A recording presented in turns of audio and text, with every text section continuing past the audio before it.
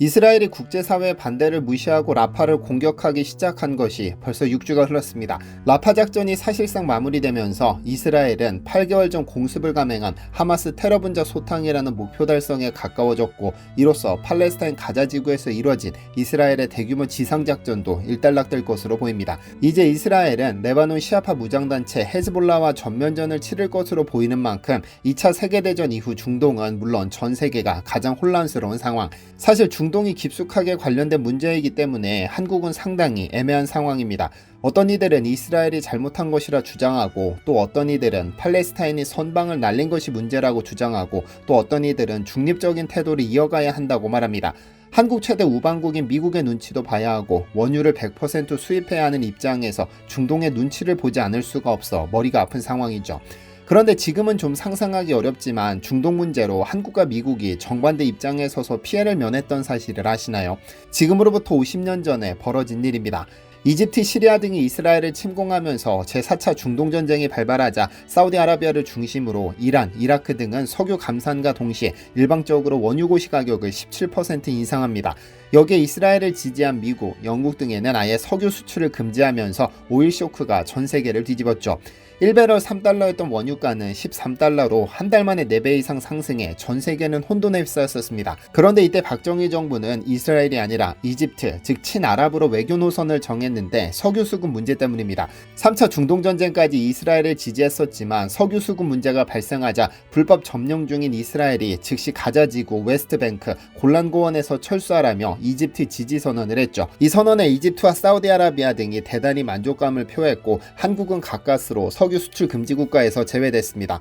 만약 한국이 미국의 동맹이라는 이유로 금수조치 목록에 올랐다면 아마 70년대 한국은 굶어 죽었거나 최소한 산업화가 10년은 늦어졌을 겁니다. 그런데 제1차 오일 쇼크가 발발하자 미국, 영국, 프랑스, 서도, 일본 5개국 재무장관이 모여 대책 마련을 논의했는데, 이것이 2차 오일 쇼크를 거치면서 정상급으로 승격됐고, 이후 이탈리아와 캐나다가 참여하면서 현재 G7이 됐습니다. 소위 선진국 클럽이라 불리는 G7이 제1차 오일 쇼크 때문에 생겨난 겁니다. 그런데 지금 G7 설립을 주도한 것이 미국인데, 지금 미국 전문가들이 당장 한국을 G7에 포함시키라며 아우성치고 있습니다. 무슨 일일까요? 안녕하세요, 디스멘털입니다. 미국, 일본, 독일, 영국, 프랑스, 이탈리아, 캐나다를 G7, 즉 그룹 오브 세븐이라 부르는데, 이 국가들은 국제통화기금이 분류한 세계 7대 주요 선진 경제국들이며 전 세계 GDP의 45.5%를 차지하고 있습니다.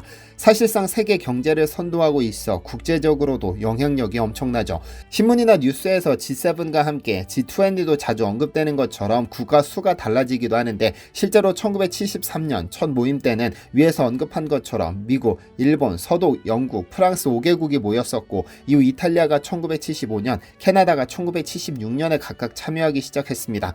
당연한 말이지만 가입 당시에도 그렇고 2024년 현재까지도 미국은 늘 경제규모 1위이고, 일본, 독일, 영국, 프랑스, 이탈리아, 캐나다는 미국의 동맹국 중에는 거의 항상 경제규모 10위권 내에 포진합니다. 한때 러시아가 들어와 G8이라는 명칭을 쓰기도 했으나 2014년 러시아가 불법적으로 우크라이나의 크림반도를 합병하고 친러 반군을 지원해 돈바스 전쟁이 발발하면서 G8에서 퇴출당해 다시 G7으로 회귀했는데요. 원래 G7은 경제 문제에만 초점을 두었지만 1980년 아프가니스탄을 침공한 소련군의 철수를 요구했던 것을 계기로 정치와 외교 분야까지 활동 범위를 넓혔습니다.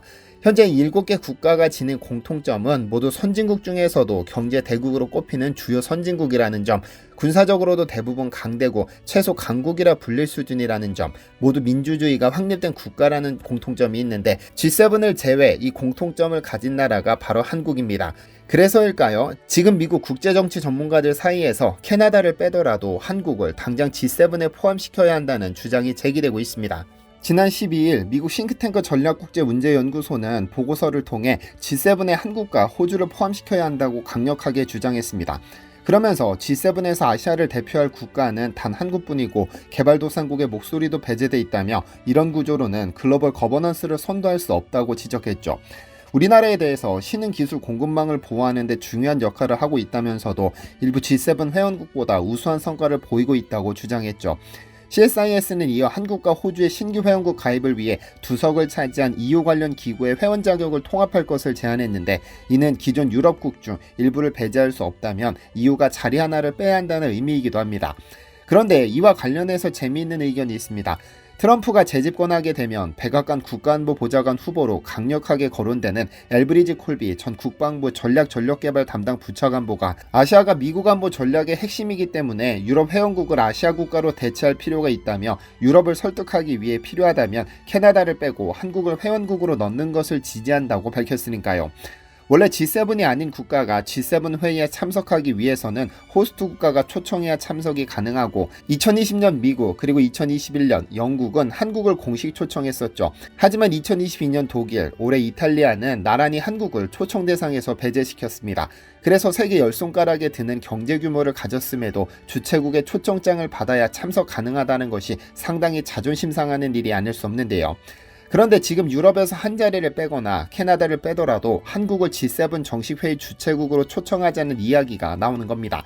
한국의 G7 가입 논의는 2020년 5월 당시 도널드 트럼프 미국 대통령이 한국을 비롯한 호주, 인도, 러시아 등 4개국을 추가한 G11 체제로의 전환을 언급하면서 시작됐습니다. 작년 11월에는 바이든 대통령의 최측근인 론 클레인 전 백악관 비서실장이 카네기 국제평화재단에 보낸 기고문에서 중국의 도전을 고려할 때 아시아 태평양 국가 중 한국과 호주를 G9으로 추가하는 것이 타당하다라는 의견을 남기기도 했죠. 이렇게 자꾸 한국을 G7에 끌어들이려는 이유는 과거와 다른 위상 때문입니다. G7은 1992년 세계 국내 총생산의 66.9%를 차지할 정도로 위상이 높았으나 2022년에는 43.4%로 낮아졌으며 세계 인구의 9.8%만 포함하고 있는 상태입니다. 과거엔 G7이 세계 경제력 1에서 7이나 다름없었기에 경제대국들의 모임이라고 해도 얼추 맞았지만, 21세기인 현재 기준으로는 경제적으로만 봐도 이들 7개 국가만이 세계 경제를 완전히 주름잡고 있다고 보기엔 애매합니다. 중국, 인도만 봐도 세계 GDP 순위가 높으니까요. 따라서 계속해서 모임을 현실에 맞게 확대 개편해야 한다는 목소리가 나왔고, 그 결과 등장한 것이 바로 G20였습니다. 하지만 이마저도 G7처럼 한 목소리가 나오지 않아 그 역할이 모호했습니다. 결국 미국을 필두로 의견을 공유하고 한 목소리를 낼 수 있는 국가의 합류가 필요한 것이죠. 실제로 CSIS 역시 G7이 다뤄야 할 현안의 범위가 넓어졌지만 세계 경제와 인구에서 G7이 차지하는 비중이 줄어 G7의 역량과 정당성을 강화하기 위한 개혁이 필요하다고 설명했습니다. 인도 태평양 국가인 한국과 호주를 추가하고 현재 G7의 9석 중 2석을 차지한 유럽의회와 EU 집행위원회를 한 석으로 통합하면 회원 구성에서 유럽이 과도하게 반영되고 아시아가 과소 반영된 문제를 완화할 수 있다는 것입니다. 그렇다면 한국의 G7 진출에 대한 회원국들의 반응은 어떨까요? 미국을 제외하면 그렇게 긍정적이지 않습니다. 7개 국가 중 4개를 차지한 유럽국들은 시큰둥합니다. 왜냐하면 그들의 입장에서 회원국이 늘어나면 자신들의 발언력이 약화될 수 있다는 점을 우려하고 있으니까요. 그나마 EU에서 탈퇴한 영국이 2021년 주최국일 때 한국을 초청해 반기고 있습니다. 그리고 일본은 잘 아시다시피 한국의 G7 진출을 강력하게 반대합니다. 트럼프 전 대통령이 G7을 확대하자는 의견을 제시했을 때 일본 정부는 한국이 북한이나 중국을 대하는 자세가 G7과 다르다며 현재 G7을 유지해야 한다는 의견을 표명했었죠. 아마 일본의 입장에서는 아시아의 올림원에서 원오브댐이 되는 것을, 특히 한국과 어깨를 나란히 하는 것을 상당히 거북할 겁니다. 왜냐하면 한국이 국제무대에서 역사 문제를 제기한다면 그보다 난감한 일은 없을 테니까요. 그래서 일본은 G7 회원국이 아닌 초대국의 형태로 한국이 남았으면 하는 것이죠. 그렇다면 옆나라 중국은 어떨까요? 지난 4월 올해 주최국 이탈리아가 한국을 초청하지 않았다는 사실이 알려지자 중국 관영 매체들은 일제히 글로벌 중추국가가 되려면 중국과 우호적인 관계를 구축해야 한다며 한국은 사실 서방의 눈에 그렇게 중요하지 않은 국가라고 비꼬았습니다. 이어 G7에 무시당한 것은 최근 직면한 외교적 좌절이 아니고 지난해 말 엑스포 유치에도 실패했었다고 덧붙였죠.